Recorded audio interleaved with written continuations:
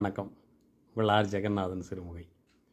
காட்டுக்குள்ளே போகும்போதுங்க பல விலங்குகளை பார்க்குறோம். எது நாய், எது நரி, எது மலைப்பாம்பு, எது ராஜநாகம், எது சிங்கம், எது புலி, எது கரடிங்கிறது நமக்கு தெரிஞ்சிடும்.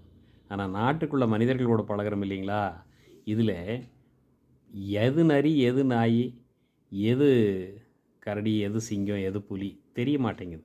இதையெல்லாம் யோசிச்சுட்டு தான் கவிஞர் கண்ணதாசன் அற்புதமாக எழுதினாருங்க லக்ஷ்மி கல்யாணங்கிற திரைப்படத்தில். பியூட்டிஃபுல்லான ஒரு பாட்டுங்க. யாரடா மனிதன் அங்கே, கூட்டிவா அவனை இங்கே, இறைவன் படைப்பில் குரங்கு தான் மீதம் இங்கே அப்படின்னு எழுதினார்.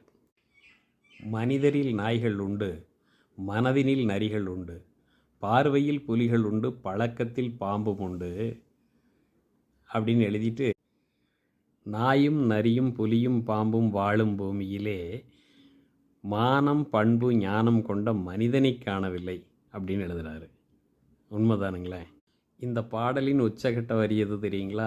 சிரிப்பினில் மனிதன் இல்லை, அழுகையில் மனிதன் இல்லை, உள்ளத்தில் மனிதன் இல்லை, உறக்கத்தில் மனிதன் உண்டு அப்படின்னு பதிவு பண்ணுறாரு. தூங்கும்போது மட்டும்தான் கொஞ்சம் மனுஷத்தன்மையோடு இருக்கிறான். என்ன அற்புதமான வரிங்க இது! அப்படி எழுதியிருக்காருங்க.